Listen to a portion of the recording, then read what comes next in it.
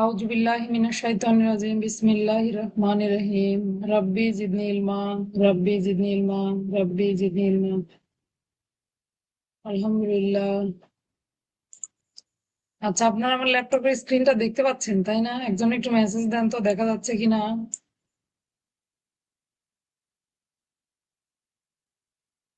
কত অধ্যায় পড়বো আমরা? খেয়াল করেন, আজকে একটু অন্যভাবে পড়ি। 16 অধ্যায় পড়বো, পেনাল কোডের 16 অধ্যায় পড়বো আমরা। খুবই গুরুত্বপূর্ণ একটা অধ্যায়, দণ্ডায়মান, নরহত্যা এবং খুন। এটা নিয়ে অনেক ঝামেলা, অনেকেই বুঝতে পারেন না, অনেকেই আবার ভুল বুঝে থাকেন, অনেকে অনেক রকম মনে করেন, তাই না? আজকে আশা করি আপনাদের ধারণা ক্লিয়ার হয়ে যাবে, একদম কনসেপ্ট ক্লিয়ার। তাহলে 16 অধ্যায়ে যে ধারাগুলো আলোচনা করা হয়েছে, মোটামুটি 80টা ধারা আছে 16 অধ্যায়ে, হ্যাঁ। তো এই ধারাগুলো হলো মানব দেহ সংক্রান্ত যে অপরাধগুলো সংঘটিত হয় সেই অপরাধ সম্পর্কে। তাহলে মানব দেহ সংক্রান্ত অপরাধ বা জীবন ক্ষুণ্ণকারী অপরাধ সম্পর্কে, মানব দেহ সংক্রান্ত বা জীবন ক্ষুণ্ণকারী অপরাধ সংক্রান্ত যে ধারাগুলো, সেগুলো 16 অধ্যায়ে আলোচিত হয়েছে। নরহত্যা এবং খুন তার মধ্যে অত্যন্ত গুরুত্বপূর্ণ, এবং গুরুত্বপূর্ণ পাশাপাশি একটু বুঝে নেওয়ার মতো, একটু কঠিনও আমরা বলতে পারি, অনেকেই বুঝতে পারেন না। আসেন দেখবো 299 এবং 302। 299, 300, 300 একদম 4-এর খ পর্যন্ত খুন, খুনের শাস্তি, নরহত্যা, নরহত্যার শাস্তি, আরো আছে, পরের ধারাগুলো আছে। তো মূল সমস্যা হলো সংজ্ঞায়। সংজ্ঞা হলো 299 ধারায় হলো দণ্ডার ও নরহত্যার সংজ্ঞা, খুনের সংজ্ঞা হলো 300 ধারায়। তো সংজ্ঞা দুইটা যদি আপনারা বুঝতে পারেন প্রথমে, তাহলে আশা করি আর আপনাদের ওইদিকে শাস্তি তো আমরা সবাই পারি, তাই না? মূল হচ্ছে খুন কোনটা, নরহত্যা কোনটা, এটা আমরা বুঝতে পারি কিনা। আচ্ছা, 1 মিনিট।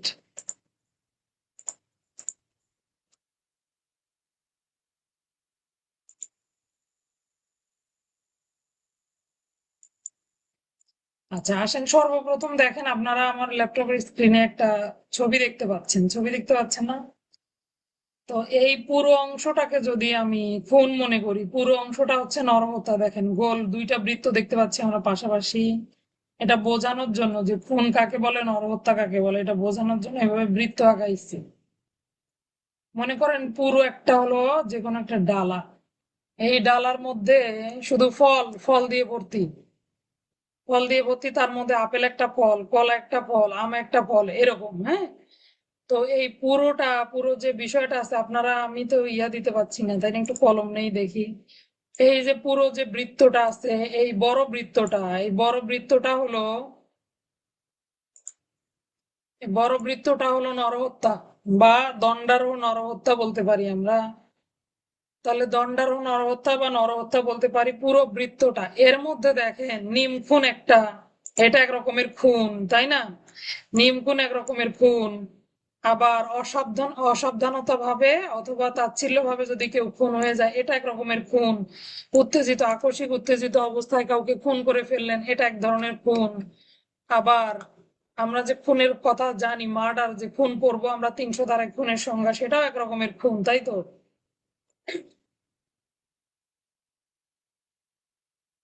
মূল কথা হলো, পুরো ব্যাপারটা হলো দণ্ডার্হ নরহত্যা, খুন তার মধ্যে ছোট্ট একটা অংশ।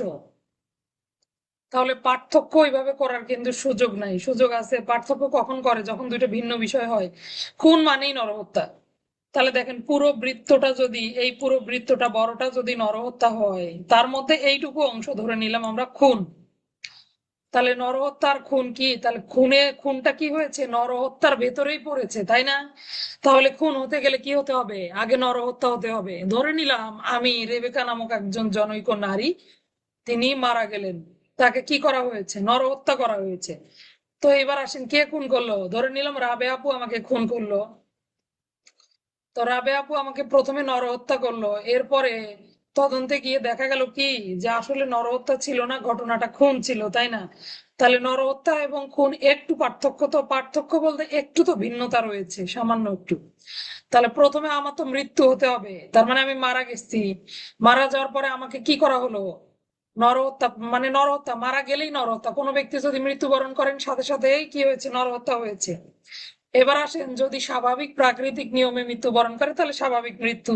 আর যদি অস্বাভাবিক মৃত্যুর মধ্যে পড়ে, যে আমরা পেনাল সিআরপিসির 174 ধারায় পড়লাম, আত্মহত্যা করে, ফাঁসিতে ডুবে, এভাবে যদি মৃত্যুবরণ করে, অস্বাভাবিক মৃত্যু, এরপর যদি তাকে কি করা হয়, অস্বাভাবিক মৃত্যুর বাইরে কি করে, তাকে মেরে ফেলা হয় উদ্দেশ্য প্রণোদিত ভাবে, তাহলে সেটা চলে যাবে দণ্ডার্হ নরহত্যা। যেই নরহত্যা সংগঠিত হলে কোনো ব্যক্তিকে দণ্ড দেয়া যায়, এটাই হলো দণ্ডার্হ নরহত্যা। বুঝতে পারলাম ঘটনাটা? একটা নরহত্যা হলো, দেখা গেল ওই ব্যক্তি স্বাভাবিকভাবে মৃত্যুবরণ করেননি, আমরা যে অপমৃত্যু পড়ি সেভাবেও মৃত্যুবরণ করেননি, কি হয়েছে, তাকে মেরে ফেলা হয়েছে, তাহলে সেটা অবশ্যই দণ্ডযোগ্য একটা অপরাধ, তখন চলে যাবে দণ্ডার্হ নরহত্যা। বুঝতে পারলাম? তো এই নরহত্যার ভেতরে আবার দেখা গেল কি, ওই ব্যক্তিকে কি করা হয়েছে, রাবে আপু ধরেন আত্মরক্ষার ব্যক্তিগত অধিকার প্রয়োগ করতে গিয়ে আমাকে মেরে ফেলছি, তাহলে তো এটা মাপযোগ্য নরহত্যা হবে। এরপরে দেখবো আমরা সমর্থনযোগ্য নরহত্যা। নরহত্যার আবার বিভিন্ন প্রকার আছে, তার মধ্যে খুন একটা পর্যায়। তাহলে খুন কখন হবে? খুন হলো, অবশ্যই খুন হতে গেলে আগে নরহত্যা হতে হবে। এরপরে আমরা দেখবো যে এটা কি পেনাল কোডের ব্যতিক্রমের অংশে পড়ে, নাকি এটাকে কি বলে, এটাকে খুন বলে। তাহলে বুঝতে পারলাম ঘটনাটা কি।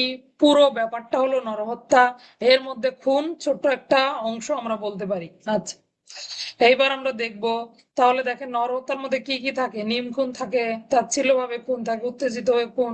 আমরা আরো পার্থক্য করবো, নরহত্যার ভেতরে দুই রকমের নরহত্যা দেখা যায়, আইনানুগ নরহত্যা এবং মাপযোগ্য নরহত্যা, সমর্থনযোগ্য নরহত্যা, এগুলো আমরা দেখবো। আচ্ছা, তাহলে মোটামুটি 299 ধারায় হলো দণ্ডার্হ নরহত্যার সংজ্ঞা দেয়া আছে, পুরোটা নরহত্যা। এরপরে হলো খুনের ব্যাপার আলোচনা করা হয়েছে। হুম। আচ্ছা, এরপরে আসেন আমরা দেখি সংজ্ঞাটা একটু দেখি। তাহলে নরহত্যায় দেখেন সম্পূর্ণ বৃত্ত হলো নরহত্যা, এর মধ্যেই ভেতরেই ছোট বৃত্ত হলো খুন। তাহলে খুন হতে গেলে আগে নরহত্যা হতে হবে। তারপরে আমরা দেখবো যে সেখানে কি ছিল, খুনের যে 4টা অনুচ্ছেদ এগুলো কভার করছে কিনা, যদি করে তাহলে ওই নরহত্যা নরহত্যা থাকলো না, সেটা খুন হয়ে গেল। এইবার আসেন আমরা দেখবো নরহত্যার সংজ্ঞা। কালপেবল হোমিসাইড, যদি কোনো ব্যক্তি অপর কোনো ব্যক্তির মৃত্যু ঘটানোর অভিপ্রায়, তাহলে কি অভিপ্রায় থাকবে কিনা, প্রথমে আমরা উপাদানগুলো একটু আলাদা করার চেষ্টা করি। দেখেন, লোকটা মারা যাবে না বেঁচে থাকবে? মারা যাবে, তাহলে মৃত্যু ঘটবে। মৃত্যু ঘটানোর অভিপ্রায়ে, মৃত্যু ঘটানোর সম্ভাবনা থাকবে, সম্ভাবনা আছে, ওই লোকটা মারা যেতে পারে এমন কোন কাজ করে, এমন কোন কাজের দ্বারা মৃত্যু ঘটায় যার সম্ভাবনা রয়েছে যে মৃত্যু ঘটবে, সংশ্লিষ্ট ব্যক্তির মৃত্যু ঘটার সম্ভাবনা রয়েছে, এমন দৈহিক জখম ঘটায় যার ফলে সংশ্লিষ্ট ব্যক্তির মৃত্যু ঘটে, তাহলে তিনি দণ্ডার্হ নরহত্যা করেছেন বলে গণ্য হবেন। তাহলে প্রথমত মৃত্যু ঘটবে, কোন একটা কাজ সম্পাদিত হবে যার ফলে মৃত্যু ঘটার সম্ভাবনা তৈরি হবে, মৃত্যু ঘটানোর অভিপ্রায় থাকবে। অভিপ্রায় থাকবে না? আমরা যে বলি পূর্ব পরিকল্পনা থাকে, অভিপ্রায় থাকে, খুনের ক্ষেত্রে, নরহত্যার ক্ষেত্রে থাকে না, ভুল বলি। নরহত্যার ক্ষেত্রেও অভিপ্রায় থাকবে। অভিপ্রায় না থাকলে আপনি একটা লোককে কিভাবে মেরে ফেললেন?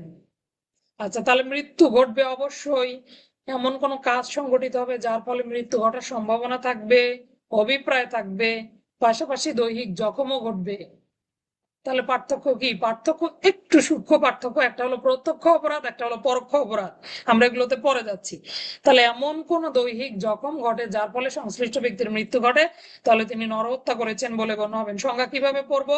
যদি কোনো ব্যক্তি অপর কোনো ব্যক্তিকে মৃত্যু ঘটানোর অভিপ্রায়ে, মৃত্যু ঘটানোর সম্ভাবনা রয়েছে বলে জেনে এমন কোন দৈহিক জখম দান করে যার ফলে সংশ্লিষ্ট ব্যক্তির মৃত্যু ঘটে, তাহলে তিনি দণ্ডার্হ নরহত্যা করেছেন বলে গণ্য হবেন। পেনাল কোডের 299, দণ্ডের ধারাগুলো 304 ক খ। আচ্ছা, উপাদানগুলো মোটামুটি 5টা উপাদান লিখেছি, আপনারা ভাষ্যতে দেখবেন 5টা উপাদানের কথাই বলা রয়েছে।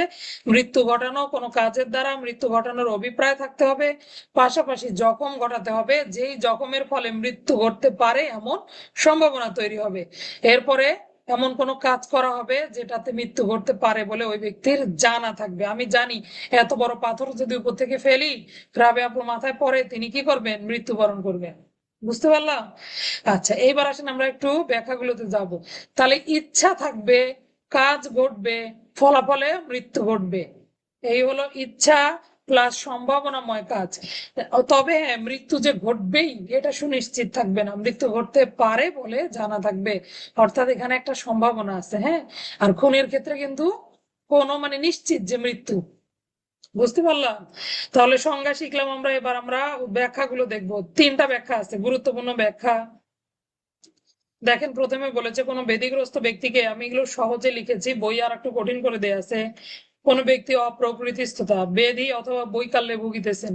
তাহলে একজন ব্যক্তি অপ্রকৃতিস্থ, সে পাগল, তার একটা শারীরিক সমস্যা আছে, এমনি অন্য কোনো ভাবে অসুস্থ আছে, এগুলো জানার পরেও যদি তাকে জখম করা হয়, তাহলে আপনি জানেন যে হার্টের রুগী, অথচ এই বরাবর এমন করে একটা মার দিলেন, সেই ব্যক্তি মৃত্যুবরণ করলেন।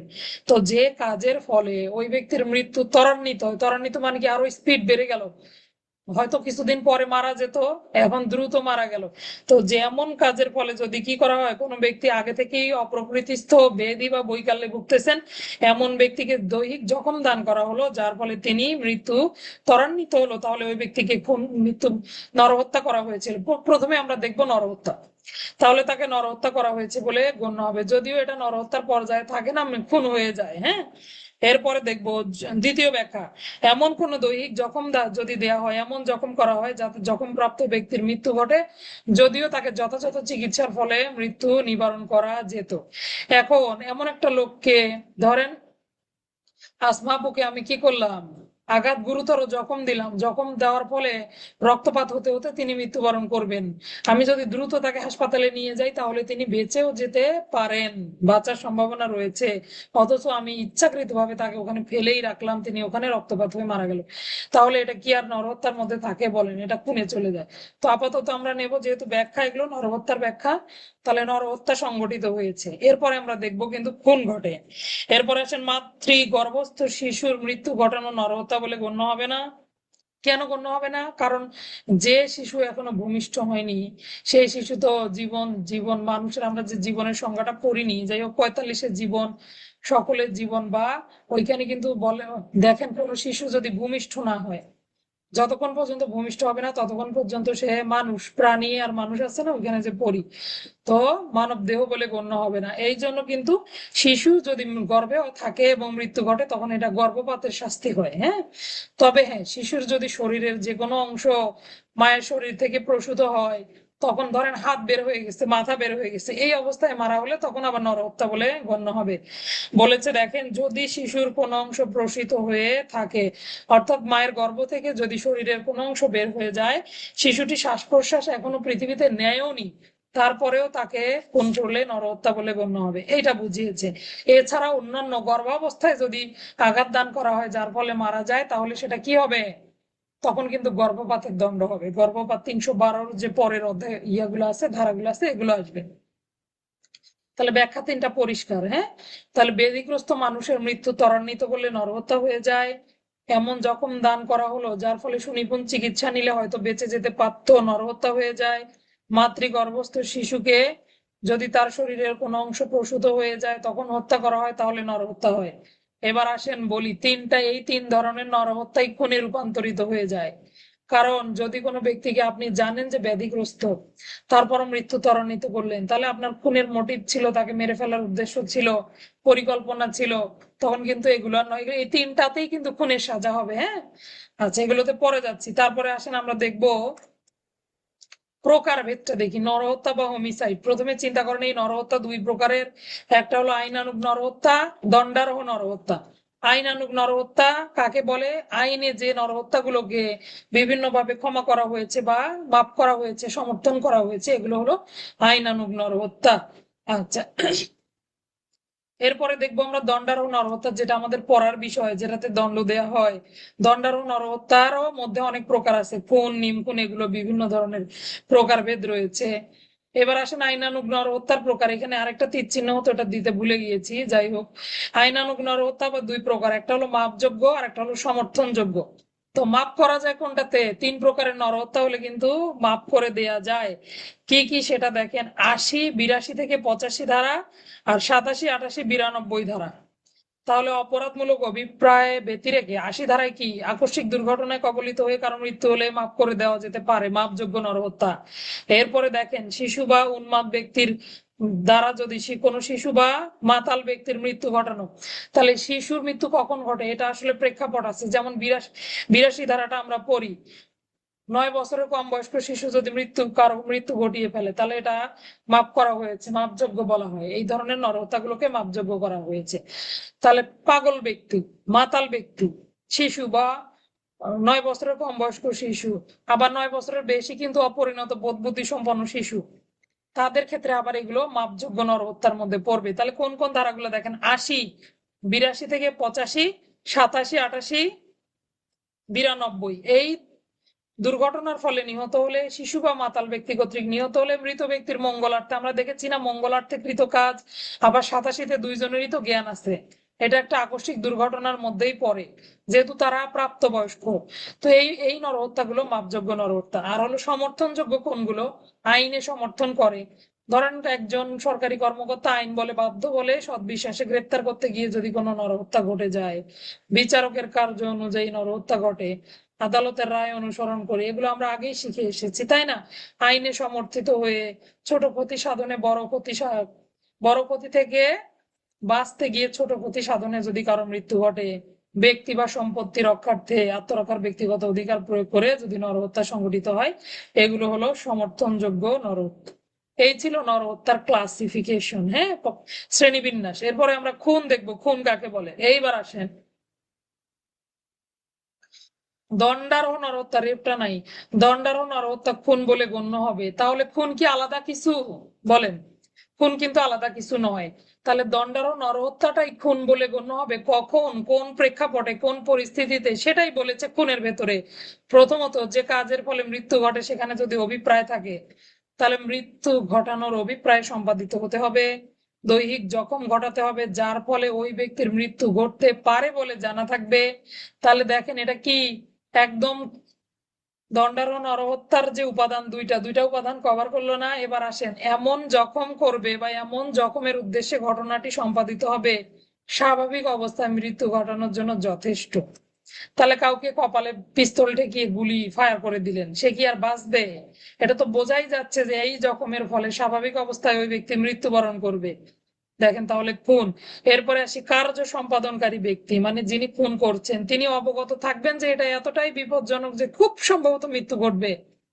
তাহলে যিনি গুলি করছেন তিনি কি জানেন না যে গুলি করলে মারা যাবে? অবশ্যই মারা যাবে, মৃত্যু অবশ্যম্ভাবী, অথবা মৃত্যুর ঝুঁকি নেওয়ার কোনো অজুহাত নাই। অর্থাৎ এটা হলো সরাসরি খুন। ধরেন একই ঘটনা, একজন ব্যক্তির সাথে আরেকজন ব্যক্তি ধস্তাধস্তি হচ্ছে, কোনো একটা কারণে ঝগড়াঝাটি সৃষ্টি হয়েছে, এক পর্যায়ে ধস্তাধস্তির ফলে গলা দিচ্ছে টিপে, আর ওই ব্যক্তি মারা মারা গেছে। তো এখানে নরহত্যা হয়ে গেল। আবার কারণ আগে থেকে তাকে খুনের কোনো উদ্দেশ্য ছিল না, ইচ্ছা ছিল না, আবার তাকে খুন করার জন্য কি নয়, জানে যে মৃত্যু ঘটতে পারে, এটা জানা আছে, কিন্তু তাকে মৃত্যু ঘটানোর কোনো, তার ভেতরে কোনো ইচ্ছা ছিল না, এটা একটা দুর্ঘটনার ফলে, তাই না, আকস্মিক উত্তেজিত হয়ে। এগুলো অবশ্য ব্যতিক্রমে পড়ছে, আমরা দেখবো বিশেষ ব্যতিক্রম। আবার দেখেন আরেকজন ব্যক্তিকে আপনার আগে থেকেই আপনি পূর্ব শত্রুতা বশত মনে মনে আপনি ইয়া করে আছেন যে একে কোনো কায়দায় পেলে আমি খুন করে ফেলবো, এরপরে যা হবে হবে। তো এরকম করে আপনি কি করলেন, কপালে পিস্তল ঠেকিয়ে, একদিন সুযোগ বুঝে কপালে পিস্তল ঠেকিয়ে খুন করে ফেললেন, এটা হলো কি, খুন। তাহলে খুন মানে প্রত্যক্ষ, ঘটনাটা অবশ্যই সরাসরি হবে। আর নরহত্যা মানে ঘটনাটা ঘটবে কিন্তু পরোক্ষভাবে ঘটে যাবে, ঘটনার সম্ভাবনাও থাকতে পারে, এমন কাজ ঘটবে যার ফলে মৃত্যু ঘটতে পারে। অপরাধী ব্যক্তি গলা টিপে ধরছে যে সে কি জানে না শ্বাসরোধ হয়ে মারা যেতে পারে? জানে তো, কিন্তু ওই মুহূর্তে আকস্মিক ভাবে সে জ্ঞান শূন্য হয়ে তার মৃত্যু ঘটিয়ে ফেলে। অর্থাৎ মৃত্যু ঘটানোর ইচ্ছা বা নাও থাকতে পারে।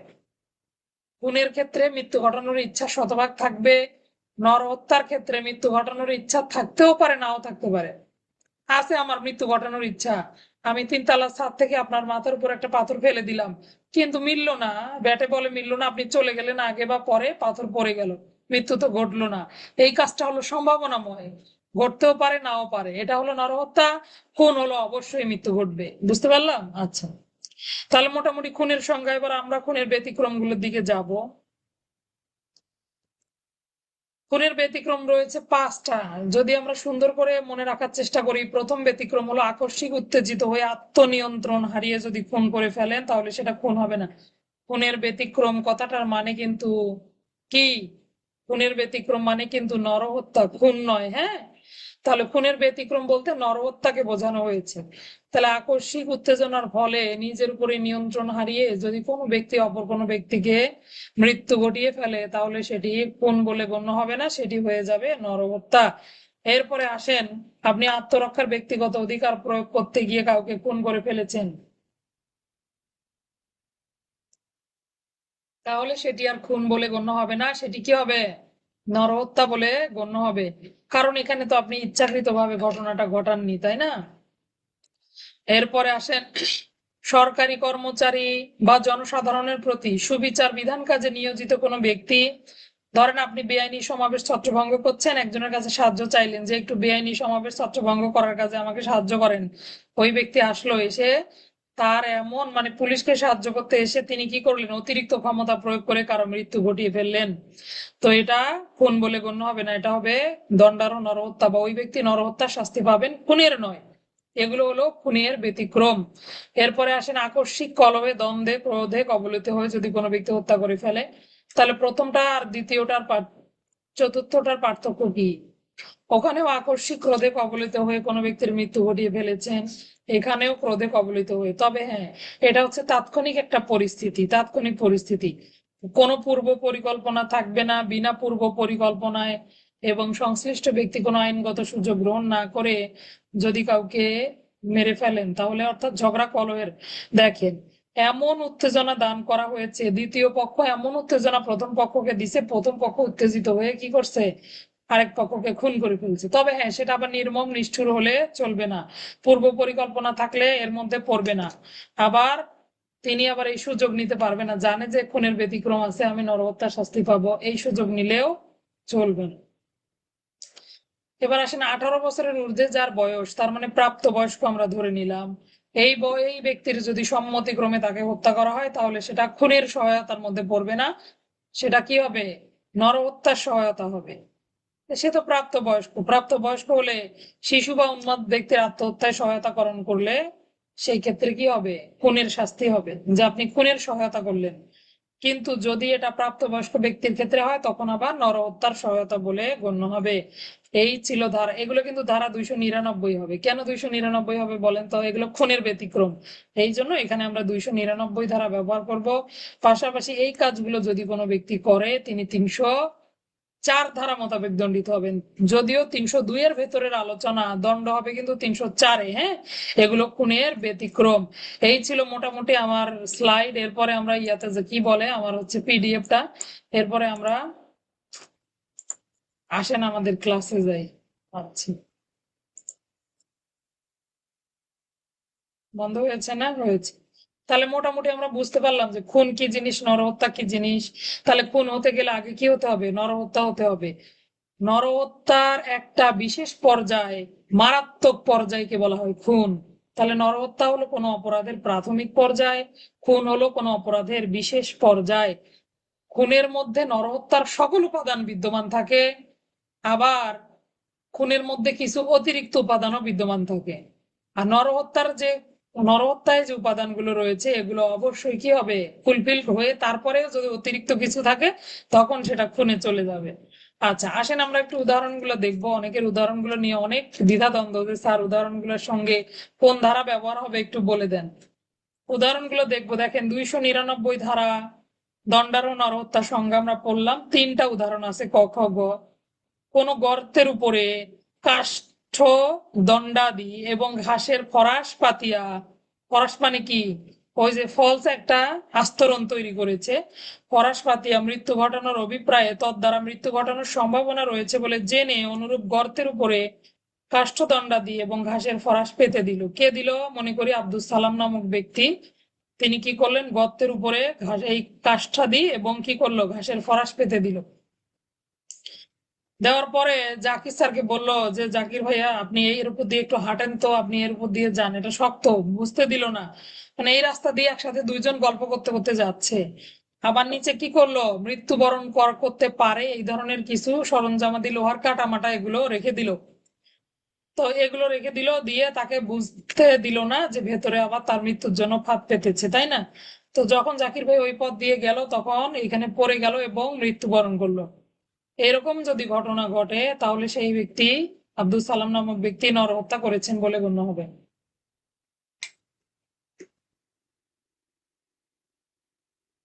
বুঝতে পারলাম ঘটনা? তাহলে ঘাসের ফরাশ পেতে দিল, ওই পথ দিয়ে হাঁটলো, দেখেন কাজটা কি। জাকির ভাইয়ের মৃত্যু ঘটানোর ইচ্ছা ছিল না? ছিল। আবার মৃত্যু ঘটানোর জন্য পূর্ব পরিকল্পনা ছিল না? ছিল। না হলে ঘাসটা সেগুলো রেডি করছে কিভাবে? পূর্ব পরিকল্পনাও কিন্তু ছিল। আবার কোনো কার্য সম্পাদন হয়েছে কিনা? কার্য সম্পাদন হয়েছে। সংশ্লিষ্ট ব্যক্তি মৃত্যুবরণ করেছে কিনা? মারাও গেছে। তাহলে কেন এটা নরহত্যা হবে, খুন হবে না? এটা অবশ্যই কি হবে, খুন হয়ে যাবে। কোন ব্যক্তির মৃত্যু ঘটানোর অভিপ্রায়ে এমন কোন কার্য যদি করে যার ফলে মৃত্যু নিশ্চিত, মানে ওইখানে পড়লেই মারা যাবে, তাহলে 302 ধারা মোতাবেক খুন হবে। এবার আসেন, জাকির ভাইয়া তো ওই পথ দিয়ে হাঁটতেও পারে, নাও পারে, তাই না? ধরেন আব্দুল সালাম ভাইয়া তাকে ডেকে নিয়ে গেল, কিন্তু তিনি গেল না। যেতেও পারে, নাও পারে। যেহেতু কাজটা দ্বিধাদ্বন্দ্বপূর্ণ, এই জন্য কি হবে, অপরাধজনক নরহত্যার দায়ে দণ্ডিত হবে। তাহলে বুঝতে পারলাম ঘটনা মাথার উপর দিয়ে গেল। আসেন আর একটু ক্লিয়ার করি। তার মানে আপনাদেরকে আমি বোঝাতে চাইলাম, যদি কোনো ব্যক্তির মৃত্যু নিশ্চিত এমন কোনো কাজ করা হয়, মনে করেন জাকির ভাইয়ের সহ দুইজনে হাঁটতেছিল, জাকির ভাইকে ধাক্কা মারলো, গর্ত পড়ে পড়ে গেল, তাহলে তখন তিনি 302 ধারা মোতাবেক খুনের দায়ে দণ্ডিত হবেন।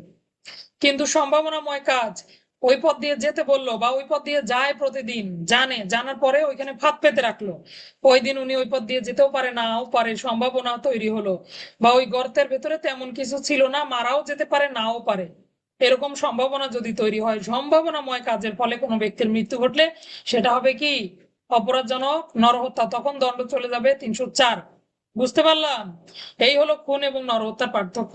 তো এই যে এই উদাহরণটা যদি দেয়, এই উদাহরণটা দিলে আপনারা দুই রকমের ব্যাখ্যা দিবেন, যে ওই ব্যক্তির মৃত্যু নিশ্চিত, এটা যদি উনি নিশ্চিত থাকে যে ওনার ওখানে পড়লে মৃত্যু নিশ্চিত, তাহলে এটি খুন হয়ে যাবে। আর যদি মৃত্যু নিশ্চিত না হয়, সম্ভাবনাময় কাজের দ্বারা এই ঘটনাটি ঘটে, তাহলে সেটি নরহত্যার দায়ে দণ্ডিত হবে। ওই ব্যক্তি, সংশ্লিষ্ট আব্দুল সালাম নামক ব্যক্তি 304 ধারা মোতাবেক দণ্ডিত হবে। পরের উদাহরণে যাব। খ নাম্বার উদাহরণ। ক জানে যে ঝোপের আড়ালে আছে। খ এটা জানে না। মনে করেন রাবে আপু জানে, কিন্তু আমি জানি না। এখন রাবে আপু কি করলো, আমাকে বললো, রেবেকা তুমি ওখানে একটু গুলি করো। তখন আমি কি করলাম, গুলি করে ফেললাম। এই ঝোপের আড়ালে কে মারা গেল? মনে করি শাহ আলম ভাইয়া ছিল ঝোপের আড়ালে, গুলি লেগে তিনি মৃত্যুবরণ করলেন। তাহলে ঘটনাটা কি ঘটলো? আমি তো গুলি করেছি, তাই না? আমি কিন্তু জানতাম না যে ঝোপের আড়ালে শাহ আলম ভাইয়া আছে। আবার রাবে আপু আবার জানে যে ঝোপের আড়ালে শাহ আলম ভাইয়া আছে, তো আমাকে গুলি করতে বললো, আমি গুলি করলাম। দুইজন ব্যক্তি, খেয়াল করেন, একজন অপরাধী, একজন সহায়তাকারী, তাই না? তো এখানে দুইজন ব্যক্তির মধ্যে একজন আমি গুলি করেছি, তাহলে আমি নর্মালি 302 ধারায় আমার দণ্ড হওয়ার কথা। কিন্তু আমি যেহেতু আগে থেকে জানতাম না, আমি 302 ধারায় দণ্ড পাবো না। আমি অপরাধের দায় থেকে, এখানে বলেছে অপরাধের দায় থেকে রেহাই পায় বা ওই ব্যক্তি অপরাধী হবে না, যেহেতু তিনি জানতেন না। কিন্তু আমি জানি না, ঠিক আছে, গুলি করলে যে একটা গুলি লক্ষ্যভ্রষ্ট হয়ে এদিক সেদিক যেতে পারে, এইটুকু জ্ঞান আমার আছে কিনা বলেন? তো এইটুকু জ্ঞান তো আমার আছে। আমাকে গুলি করতে বললো আর আমি গুলি করে দিলাম, তাহলে আমার দণ্ড হবে অবশ্যই। এখানে যদিও বলেছে ভয়ের কোনো অপরাধ হবে না, কিন্তু এগুলো আগের উদাহরণ, তো এই জন্য 304-এর ক আসার পরে এই উদাহরণগুলো আর হয় না। হ্যাঁ, তো তাহলে ওই ব্যক্তি মানে আমি রেবেকা 304-এর ক ধারা মোতাবেক অবহেলার ফলে মৃত্যু ঘটানোর জন্য দণ্ডিত হব। আর রাবে আপু মৃত্যু ঘটানোর সহায়তার দরুন 302 কত হবে, 114 ধারা মোতাবেক দণ্ডিত হবে। সরাসরি অংশগ্রহণ ছিল ঘটনাস্থলে। বুঝতে পারলাম? 114 ধারাটা দিয়ে তিনি 302/114 ধারায় দণ্ডিত হবে। তাহলে দুইটা উদাহরণ ক্লিয়ার। আর প্রথমের উদাহরণটা লিখলে অবশ্যই একটু ব্যাখ্যা করে লিখবেন। নর্মালি নরহত্যার দায়ে দণ্ডিত হবে, আর যদি মৃত্যু নিশ্চিত থাকে সেক্ষেত্রে 302ও চলে আসবে, আগের উদাহরণটা। আচ্ছা, এরপরে আসি। একটি কুকুর হত্যা এবং চুরি করার দায়। চুরি করার জন্য কুকুরের প্রতি গুলি ছিল। কুকুর মানে মুরগি। তো ওই যে মোরগকে খুন করার উদ্দেশ্যে কি করলো, গুলি ছোড়া হলো। গুলি ছুড়ে ঝোপের আড়ালে অবস্থিত কুকুরকে হত্যা করা হলো। তো এখানে মানে মুরগিকে হত্যা করার উদ্দেশ্যে গুলি করা হলো, মানুষ মারা গেল, তাই না? তাহলে ইজি ভাবে বোঝা যাচ্ছে কি হবে, অবহেলার ফলে মৃত্যু সংঘটিত হবে। যেখানে সেখানে গিয়ে গুলি করা, পাখি শিকার করা, এগুলোর কি কোনো সুযোগ আছে? এখন আর এগুলো চলে না। তো 304-এর কয়, এই উদাহরণে 304-এর ক আসবে। ক্লিয়ার? প্রথমটাতে 302, 304 দুই ধরনের ব্যাখ্যা। পরেরটাতে একজন 302 114, আরেকজন হবে 304-এর ক। পরের উদাহরণে 304-এর ক। উদাহরণ পরিষ্কার। ব্যাখ্যা তিনটা। এই যে ব্যাখ্যা তিনটা অবশ্যই 302 হবে, তিনোটারই শাস্তি হবে 302। আবার খুনের যে ব্যতিক্রম গুলো পড়লেন এগুলো আবার 304-এর ক, 304-এর খ আসতে পারে। আবার কি কি হবে, 304-এ নরহত্যার দায়েও দণ্ডিত হতে পারে। আত্মরক্ষার ব্যক্তিগত অধিকার প্রয়োগ করতে গিয়ে যদি অতিরিক্ত অধিকার প্রয়োগ করে ফেলেন তাহলে কি হবে, অবশ্যই সেটা খুনের দণ্ডে দণ্ডিত হবে না, নরহত্যার দায়। আত্মহত্যার ব্যক্তিগত অধিকার প্রয়োগ করতে গিয়ে কাউকে খুন করা হলো, ঘুমাচ্ছেন নাকি ক্লাসে, খেয়াল করেন কথা। আত্মরক্ষার ব্যক্তিগত অধিকার প্রয়োগ করতে গিয়ে খুন করলেন, দণ্ড আছে নাই, কিন্তু অধিকার বেশি প্রয়োগ করে ফেলে কারো মৃত্যু ঘটিয়ে ফেললেন, তখন কিন্তু দণ্ড হবে। তখন কত ধারায় দণ্ড হবে, 304-এর ক ধারা মোতাবেক দণ্ড হবে। অবহেলার ফলে মৃত্যু ঘটিয়ে ফেললেন যদি 304-এর ক, আর যদি মৃত্যু ঘটানোর সম্ভাবনা থাকে তাহলে 304 ধারা মোতাবেক সংশ্লিষ্ট ব্যক্তি দণ্ডিত হবে। অর্থাৎ খুনের দণ্ডটা আর পেলেন না, নরহত্যার দণ্ডটা তিনি পাবেন। এই ছিল খুন, খুনের ব্যাখ্যা, খুনের ব্যতিক্রম।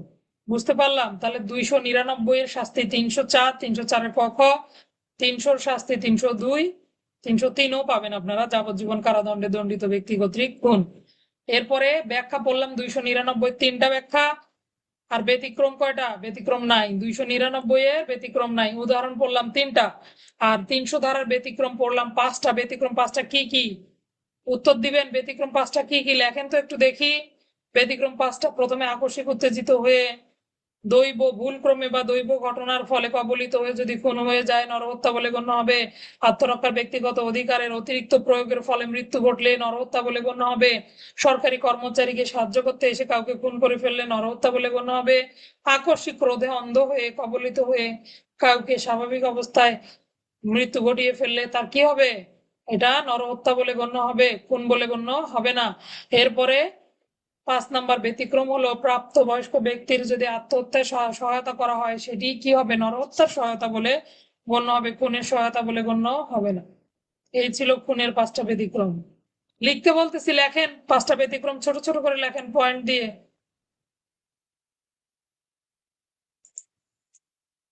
বলছি যে ফোনগুলো একটু করে রিস্টার্ট দিয়ে নিবেন। আমার এখানে ওয়াইফাই চলে, তো আমার এখানে শব্দের ওইভাবে সমস্যা হওয়ার কোনো সুযোগ নেই। হ্যাঁ,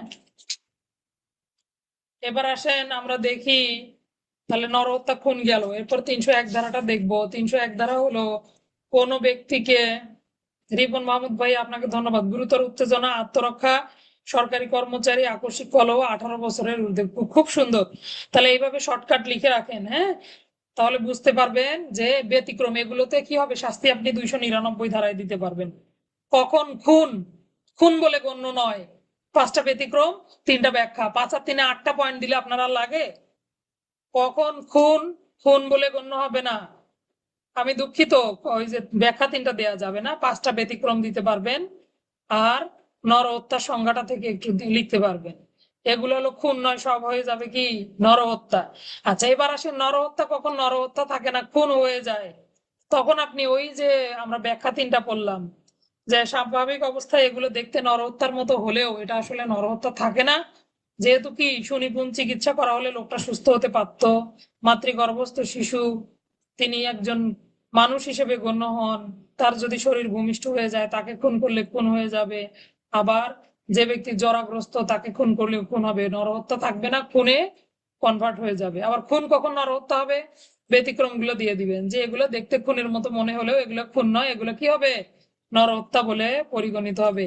ব্যাখ্যার ব্যতিক্রমের ভিতরে আবার 2টা, প্রথমত, দ্বিতীয়ত, তৃতীয়ত আছে। দেখেন, এই যে আপনি আকস্মিক উত্তেজিত হয়ে কলহে ভুলবশত কাউকে মৃত্যু ঘটিয়ে ফেললেন, নরহত্যার দায়ে রেহাই পাবেন ঠিকই, সেটা যদি সরকারি কর্মচারী হয় তখন আপনি আবার নরহত্যা না খুনের শাস্তি পাবেন। সরকারি কর্মচারীর ক্ষেত্রে ব্যতিক্রম আছে। আবার নিজে নিজে উত্তেজিত হলেন, কেউ আপনাকে উত্তেজনা দান করেনি, নিজে নিজে উত্তেজিত হলেন, তখন আপনি খুনের শাস্তি পাবেন। এইভাবে বলেছে আর কি, ব্যক্তিগত প্রতিরক্ষার অধিকার প্রয়োগের ব্যাপারে যদি কোনো কাজ করেন তাহলে খুন হয়ে যাবে। আমি আত্মরক্ষার ব্যক্তিগত অধিকার প্রয়োগ করতেছি, আপনি আমাকে খুন করে ফেললেন, তাহলে আমি তো আপনাকে খুনের উদ্দেশ্যে খুন করিনি, আত্মরক্ষার ব্যক্তিগত অধিকার প্রয়োগ করছিলাম। এই মুহূর্তে আপনি আমাকে কি করলেন, মেরে ফেললেন, তো আপনি বলবেন যে আমাকে নরহত্যার শাস্তি দেন, আমি খুনের শাস্তি নেব না, এই সুযোগ নাই, তখন কিন্তু খুনের শাস্তি হবে। আবার ব্যতিক্রমের ভেতরে 3টা আবার ব্যতিক্রম। হ্যাঁ, 1 নম্বর ব্যতিক্রমটা একটু আমরা পড়বো, এগুলো থেকে আপনারা লিখতে পারবেন। তাহলে কখন খুন খুন বলে গণ্য হবে না, ব্যতিক্রম 4টা দিতে 5টা দিতে পারবেন, এগুলা খুন বলে গণ্য হবে না। নরহত্যা হয়ে যাবে। আবার নরহত্যা কখন খুন বলে গণ্য হয়? খুনের অনুচ্ছেদ গুলো দিবেন, যে যখন পূর্ব পরিকল্পনা সহ এমন কোন দৈহিক জখম দান করা হয়, 4টা অনুচ্ছেদ, যা মৃত্যু ঘটানোর জন্য যথেষ্ট বলে বিবেচিত হয়, প্রাকৃতিক স্বাভাবিক অবস্থায় কোনো ব্যক্তির মৃত্যু ঘটানোর জন্য যথেষ্ট। তাহলে কি কি পয়েন্ট 4টা দেখেন, অনুচ্ছেদ 4টা পয়েন্ট ছোট ছোট করে বলে দেই। প্রথমে হলো অভিপ্রায়, লিখে দিয়েছি, ওটাও আপনারা মুখস্থ করতে পারেন। অভিপ্রায় থাকবে দৈহিক মারাত্মক জখম ঘটবে, এমন জখম ঘটবে যার ফলে জেনে বুঝে জখম ঘটানো হবে, যার ফলে মৃত্যু সংঘটন হবে। আর কি ঘটবে? মৃত্যু ঘটানোর জন্য প্রাকৃতিক স্বাভাবিক অবস্থায় যথেষ্ট। আর একটা হলো ঝুঁকিহীন, এমন ভাবে আঘাত করা হলো খুব সম্ভাবনা রয়েছে লোকটা মৃত্যুবরণ করবে, তাহলে এগুলো খুন হয়ে গেল। হ্যাঁ, পাশাপাশি আপনি দিতে পারবেন ওই যে 299 এর ব্যাখ্যা 3টা দিয়ে সাজিয়ে গুছিয়ে লিখে ফেলবেন। আচ্ছা, আশা করি নরহত্যার খুনের কোনো প্যাচ রইলো না। এরপরে আমরা 301 ধারাটা দেখবো। খুন হতে গিয়ে কি হয়ে যায়? এক ব্যক্তির খুন হতে গিয়ে আরেক ব্যক্তির খুন হয়ে যেতে পারে। অনেক সময় এরকম পরিস্থিতি তৈরি হয়। মনে করেন কোন একজন নারীর প্রেমিক, সে কি করলো, এক পথ দিয়ে যাবে, তো নারীর স্বামী এটা জানতে পারলো, জানতে পেরে ধরেন আমার কথাই বলি, আপনারা তো সবাই ভালো, আমার প্রেমিক যাচ্ছে রাতের অন্ধকারে, আমার হাজবেন্ড জানতে পারলো, তার আগে থেকেই তাকে খুন করার ইচ্ছা ছিল, সে আমার প্রেমিক মনে করে কাউকে আঘাত করলো, সেই ব্যক্তি মারা না গিয়ে অন্য ব্যক্তি মারা গেল, অন্ধকারে দেখতে পায়নি, সে কি করছে, খুন করে ফেলছে। তো এটা কিসের দায়ে আমার হাজবেন্ড দণ্ডিত হবে বলেন দেখি একটু? কত ধারায় দণ্ড হবে, 302 না 304 বলেন? অবশ্যই খুন হবে। দেখেন, যেহেতু খুনের মোটিভ ছিল, তার খুনের ইচ্ছা ছিল, আঘাত করছে, খুন সংগঠন হয়েছে, তো এক ব্যক্তির মৃত্যু অভিষ্ট ছিল, অন্য ব্যক্তির মৃত্যু ঘটিয়ে ফেলেছে, তাহলে খুন হবে না? 302 301 আব্দুল সালাম ভাই ক্লাসে আসছে, সকালবেলা সে ঘুম থেকে উঠছে, বা বা বা বা। আচ্ছা, তাহলে এক ব্যক্তির খুন অভিষ্ট ছিল, তাকে খুন করতে গিয়ে আরেক ব্যক্তিকে খুন সাধন করলে অবশ্যই তিনি খুনের দায়ে দণ্ডিত হবেন। এইবার আসেন, উপর থেকে একটা পাথর ফেলে একজনকে খুন, তাকে মৃত্যু ঘটানোর চেষ্টা করা হলো, তার জায়গায় আরেকজন মারা গেল। এবার আমি ধরেন আমি ফেলছি, আব্দুল সালাম ভাইয়াকে মারবো, এরকম আমার ইচ্ছা ছিল, ধরেন একদম 10 তলার উপর থেকে একটা পাথর ফেলছি, এখন আব্দুল সালাম ভাইয়া না গিয়ে রিপন মাহমুদ ভাইয়া গেছে নিচ দিয়ে, তখন আমি কত ধারায় দণ্ডিত হব বলেন? বুঝি নাই। না, 302 কেন হবে? এই পাথরটা তো মাথার উপর নাও পড়তে পারে, সম্ভব 10 তলা থেকে পাথর পড়বে, নিচ দিয়ে লোকটা হেঁটে যাবে, কতটা দূর পাথরটা পড়বে মেজারমেন্টের দরকার আছে কিনা? 2 তলা থেকে ফেললে খুন হতো, যেহেতু অনেক উপর থেকে নরহত্যা হবে। যখনই দেখবেন সম্ভাবনা লোকটা ওই পথ দিয়ে যেতেও পারে নাও পারে, তখন কিন্তু কি হবে, তখন নরহত্যা হয়ে যাবে। তখন 301 / 300, 304 / 301 হবে। বুঝতে পারলাম, 301 ধারাটা আলুর মতো দুই ক্ষেত্রে ব্যবহার করা যাবে। যদি ওই ব্যক্তি খুন করার অভিপ্রায়ে অন্য কাউকে খুন করে ফেলে, 302 301। আর যদি আগে 302 দিবেন তারপরে 301 দিবেন, হ্যাঁ, 304 আগে দিবেন তারপরে 301 দিবেন।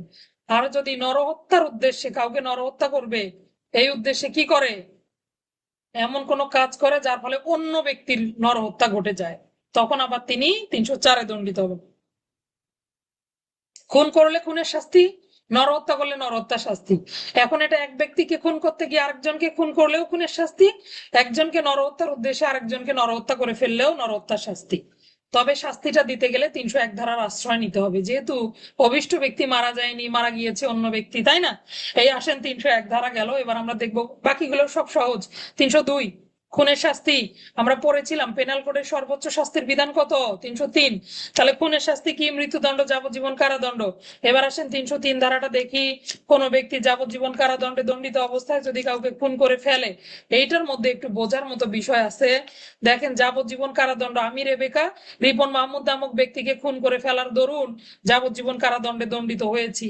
কোন কায়দায় আমি জেল হাজত আমাকে দিতে পারেনি, আমি পলাতক আছি, এই অবস্থায় আব্দুল সালামকে খুন করে ফেললাম বা রাবে আপুকে খুন করে ফেললাম, তখন আমি কি হব, যাবজ্জীবন কারাদণ্ডে আগে থেকেই একটা দণ্ড আমার মাথার উপর ছিল, আবার আমি খুন করে ফেললাম, 303 ধারা মোতাবেক মৃত্যুদণ্ডে দণ্ডিত হব। এবার আসেন, একই রেবেকা নামক ব্যক্তি, তিনি কি করেছেন, যাবজ্জীবন কারাদণ্ডে দণ্ডিত হয়েছিলেন, দণ্ড ভোগ করেছেন, দণ্ড, আল্লাহ ল্যাপটপে চার্জ চলে যাচ্ছে একটু, হ্যাঁ শোনেন, এমনি শোনেন। তাহলে দেখেন, যাবজ্জীবন কারাদণ্ডে দণ্ডিত অবস্থায় এবার আমি কি হয়েছি, দণ্ড ভোগ শেষ, মোটামুটি কতদিন দণ্ড ভোগ করেছি, ধরেন আদালত দয়া মায়া করে আমাকে 14 বছর দিয়েছিল দণ্ড, আমি 14 বছর দণ্ড, যাবজ্জীবন সমান কতদিন পড়ছি আমরা? 30 বছর। দণ্ডের মেয়াদের ভগ্নাংশ হিসাব করার সময় দুঃখিত, যাবজ্জীবন সমান কত বছর?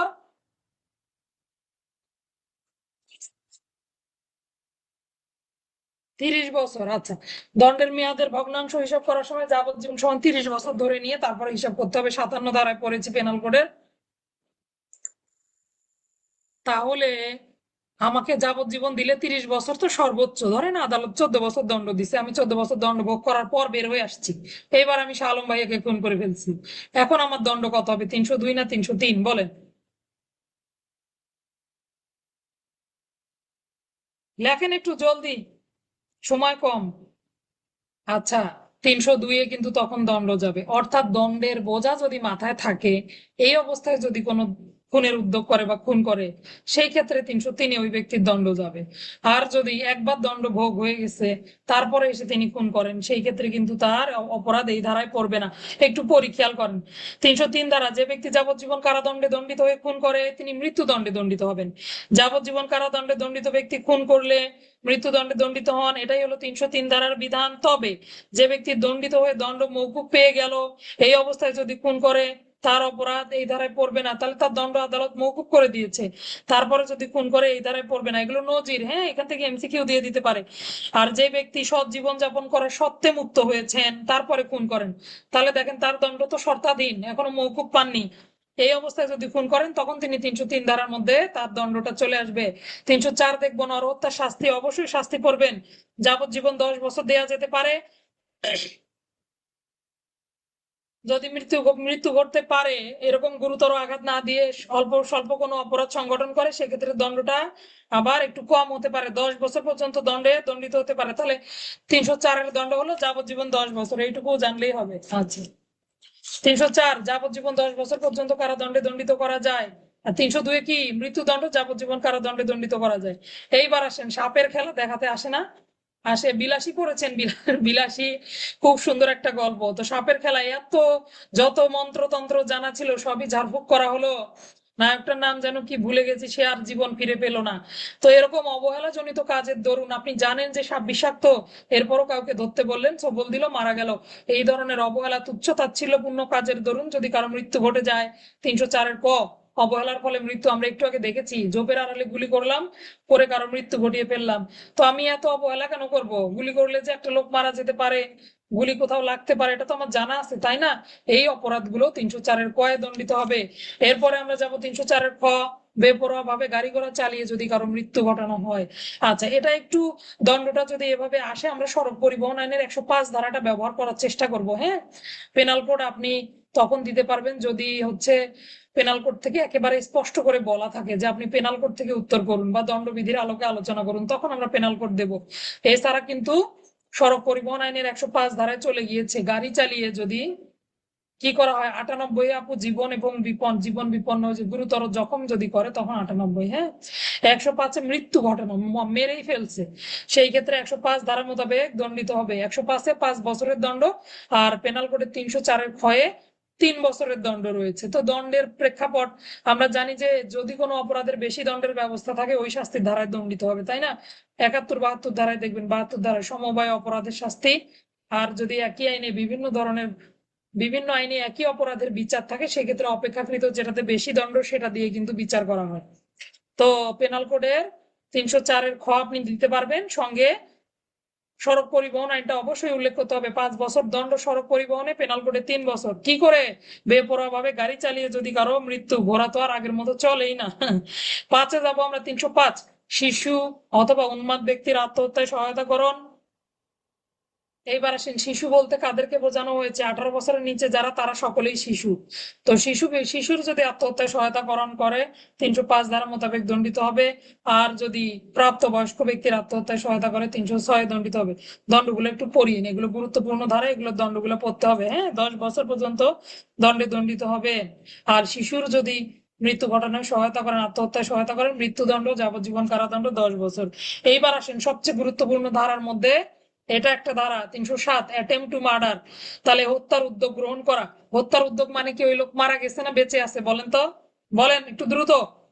তাহলে যে ব্যক্তিকে হত্যার উদ্যোগ গ্রহণ করা হলো তিনি বেঁচে আছেন না মৃত্যুবরণ করেছেন?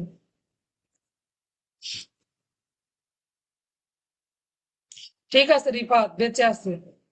তাহলে ওই ব্যক্তি বেঁচে আছে। হত্যার উদ্যোগ মানে কি? আমাকে খুনের উদ্যোগ নেওয়া হয়েছিল মহামান্য আদালত, আমি তো এখনো বেঁচে আছি। তো খুন যদি হয়েই যায় তখন তো আর উদ্যোগের কোনো প্রশ্ন আসে না, আসে? যেহেতু খুন ঘটেনি তাহলে কি হয়েছে, খুনের উদ্যোগ নেওয়া হয়েছে। যদি কোনো ব্যক্তি এমন অবগতি সহকারে এমন অবস্থায় এমন কোনো কার্য সম্পাদন করে যার ফলে ওই কাজ যদি পুরোপুরি সংগঠন হতো তাহলে ওই ব্যক্তির মৃত্যু ঘটে যেত, তাহলে সে খুনের অপরাধে দোষী সাব্যস্ত হতো। এই কাজ খুন যদি সংগঠন না হয় তাহলে সেই ব্যক্তি হত্যার উদ্যোগ করেছে বা অ্যাটেম্প টু মার্ডার করেছে বলে গণ্য হবে। অ্যাটেম্প নিয়েছে খুনের, হ্যাঁ। এরপর আসেন দণ্ড কত, 10 বছর পর্যন্ত হত্যার উদ্যোগের দণ্ড। এইবার আসেন দণ্ডের প্রকারভেদ আছে, এই দণ্ডের প্রকারভেদটা আমরা পড়বো, একটু বাম পাশে লিখে রাখেন। এই দণ্ডের প্রকারভেদটা করতে হবে। 3 রকমের দণ্ড, 10 বছর একটা দণ্ড দেওয়া যেতে পারে, যাবজ্জীবন কারাদণ্ড দেওয়া যেতে পারে, মৃত্যুদণ্ডেরও বিধান রয়েছে। হত্যার উদ্যোগ নিয়েছেন, আঘাত সংগঠন হয়েছে, তখন দণ্ড বৃদ্ধি পাবে। তাহলে প্রথমত দণ্ড, নর্মাল দণ্ড 307-এ 10 বছর। এরপরে আসেন, যদি এই কার্যের দ্বারা কোনো ব্যক্তির আঘাত ঘটে তখন কি হবে, যাবজ্জীবন কারাদণ্ড হবে। আবার আসেন, আপনি আগে থেকেই দণ্ডিত ছিলেন, যাবজ্জীবন কারাদণ্ডে দণ্ডিত ব্যক্তি যদি এই উদ্যোগ গ্রহণ করে তিনি আবার মৃত্যুদণ্ডে দণ্ডিত হবেন। বুঝতে পারলাম? তাহলে নর্মালি হত্যার উদ্যোগের দণ্ড 10 বছর পর্যন্ত কারাদণ্ডে দণ্ডিত করা যায়। কোনো ব্যক্তি হত্যার উদ্যোগ নিয়েছে, হত্যা ঘটেনি কিন্তু আঘাত ঘটেছে, তিনি আহত হয়েছেন, তাহলে দণ্ড চলে যাবে যাবজ্জীবন কারাদণ্ডে। আর আপনি আগে থেকেই দণ্ডিত, তার উপর আবার হত্যার উদ্যোগ নিয়েছেন, আপনি মৃত্যুদণ্ডে দণ্ডিত হবেন। আচ্ছা, এরপরের ধারায় যাব আমরা। তাহলে কত বললাম, 307। 308 দেখবো, নরহত্যার উদ্যোগ গ্রহণ করা। তাহলে দণ্ডারহ নরহত্যার উদ্যোগ, ঘাসের ফরাস টরাস পেতে রেখেছিলেন, কোনো কায়দায় ওই ব্যক্তি আর আসে নাই, কিন্তু আপনি যে এগুলো করেছেন সেটা আবার সিসিটিভি ক্যামেরায় ধরা পড়েছে, তার মানে আপনি নরহত্যার উদ্যোগ গ্রহণ করেছিলেন। এই দণ্ডগুলো কততে যাবে, 308-এ নরহত্যার উদ্যোগ, এখান থেকে শুধু উদ্যোগ, সাথে খুনের উদ্যোগ, 8-এ নরহত্যার উদ্যোগ, 309-এ আত্মহত্যার উদ্যোগ। এইবার আসেন, এমন কি অপরাধ রয়েছে যে অপরাধ করলে কোনো দণ্ড নাই কিন্তু উদ্যোগ গ্রহণ করলেই দণ্ড? আত্মহত্যা, তাই না? অপরাধ অপরাধ নয়, অপরাধের উদ্যোগ গ্রহণই অপরাধ বলে গণ্য হয়, উক্তিটি ব্যাখ্যা করুন। তো এরকম উল্টো পাল্টা দিলে কি হবে, আমরা এইভাবে 309 থেকে আলোচনা করে দিব একটু, যে কোনো ব্যক্তি আত্মহত্যা করলে তিনি সকল শাস্তির ঊর্ধ্বে চলে যান, মৃত্যুবরণ করেন, তাকে আর কি দণ্ড দেয়া হয়। কিন্তু যদি উদ্যোগ গ্রহণ করেন, প্রাণহানি, নিজের প্রাণ নাশ করেন না কেন, এটাও একটা অপরাধ। তো প্রাণহানির উদ্যোগ গ্রহণ করলেন, বেঁচে গেলেন, তাহলে অবশ্যই দণ্ডের ব্যবস্থা রয়েছে, বেশি দিন না, 1 বছর দণ্ড ভোগ করলেই হবে। তাহলে 1 বছর পর্যন্ত কারাদণ্ড, অর্থদণ্ডে, উভয় দণ্ডে দণ্ডিত হবে। 310-এ হলো ঠগের সংজ্ঞা, ঠগটা একটু পড়বেন, লাগে এটা। যদি কোনো ব্যক্তি খুন করার সময়, খুন করা অথবা খুনের জন্য দস্যুতা, খুন সহকারে দস্যুতা অনুষ্ঠানের সময় শিশু অপহরণ, এই ধরনের কাজ অভ্যাসগতভাবে একাধিক ব্যক্তির সাথে মেলামেশা করে, তাহলে তিনি ঠগ হয়েছেন বলে গণ্য হবে। এমনি মনে হয় ইম্পোস্টার মানে হলো ঠগ, ঠগ মানে হলো কি, যে ব্যক্তি মানুষকে ঠকায়, কিন্তু না। দেখেন, যে কোনো সময় খুন করে, খুনের উদ্যোগ গ্রহণ করে, দস্যুতা করে, শিশু অপহরণ করে, এই লোকদের সাথে যে মেলামেশা করে, অভ্যাসগত ভাবে ওঠা বসা করে, তারাও ঠগ বলে গণ্য হবে। 311-তে যাবজ্জীবন কারাদণ্ড, দণ্ড দেখছেন কতটা দণ্ড, যাবজ্জীবন কারাদণ্ড। তাহলে কি হালকা করে দেখার সুযোগ আছে? নাই। পরের অধ্যায়ে যেতে পারলাম না, ইচ্ছা ছিল গর্ভপাত শেষ করে দেওয়ার, কিন্তু পারলাম না। কোন আর নরহত্যা যদি বুঝে থাকেন তাহলেই ক্লাস সফল হয়েছে, বুঝতে পারছেন? আর বাকিগুলো এমনি পড়ে নিলেই কভার হয়ে যাবে ইনশাল্লাহ। এই পর্যন্তই থাকবে আমাদের সকালের ক্লাস। ধন্যবাদ সবাইকে। সকালের ক্লাস চলবে, হ্যাঁ, 2-1 দিন যদি না হয় আমি এটা জানিয়ে দেব। বিদ্যুতের সমস্যার সমাধান হয়েছে, বুঝতে পারছেন? মানে ওয়াইফাই থাকবে, যারা ক্লাসে থাকবে ক্লাস শুনবে, আজকে থেকে কোনো রেকর্ড আপলোড হবে না। এটা আপনাদের শাস্তি, দেওয়া উচিত কিনা বলেন? রেকর্ড কি শোনেন আপনারা? আমার তো বিশ্বাস হয় না যে আপনারা রেকর্ড শোনেন।